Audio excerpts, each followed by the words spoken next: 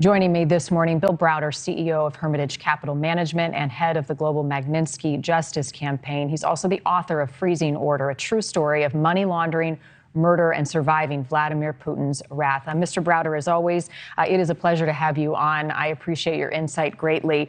These leaked documents, what is most problematic that they are out there in the public now and the potential motive behind it?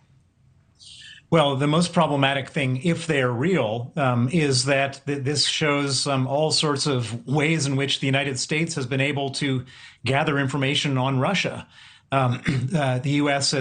was able to know before the invasion took place that it was going to happen.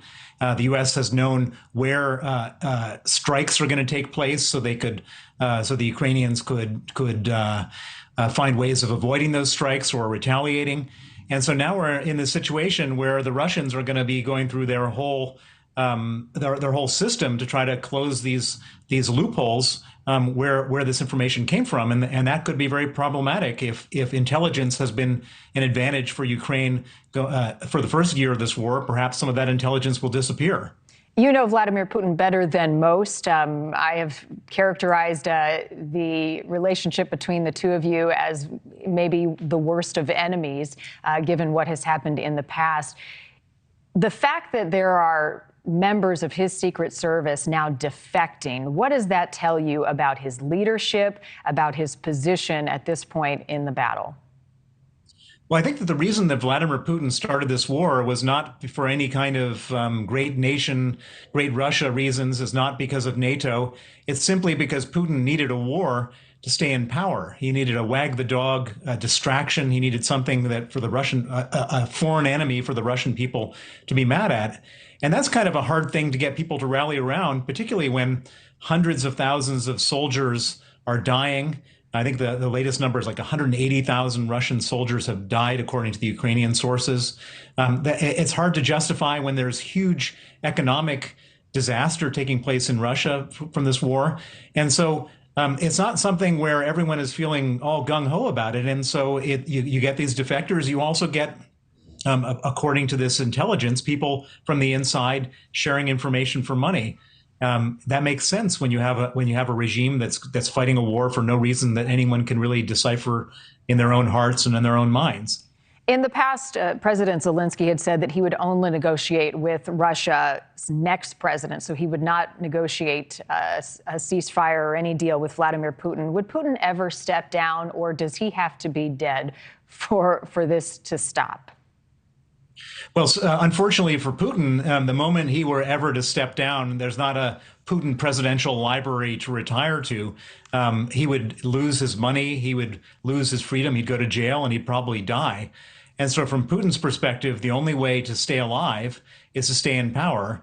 And from his perspective, the only way to stay in power is to carry on fighting this war, even if there's untold hardship and death.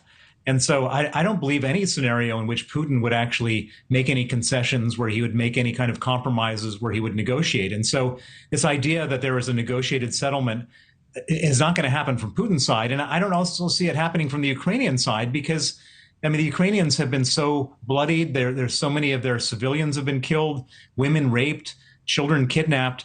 I don't see how they're going to forgive Putin. And so I don't see a negotiation from either side on any conditions. And so I think it's sort of a fantasy. I don't know how it could ever happen that there would be any kind of negotiation, a negotiated settlement between these two countries right now. Hard to see an end in sight. There are hundreds of political prisoners in Russia right now, one of them now being an American journalist, Evan Gerskovich. What do you want people to know about wrongful detainments, the treatment and the rights to a fair and due process for that journalist and so many others?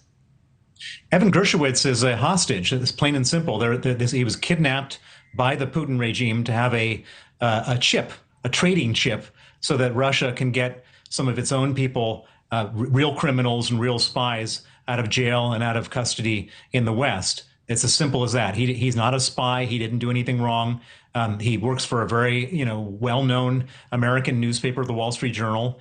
And they decided to take a hostage. It's as simple as that. There's no rule of law. Whatever they convict him of will be preordained. It's already been cooked up. They will sentence him to a long jail sentence. They'll make his life miserable. We'll know about how miserable his life is.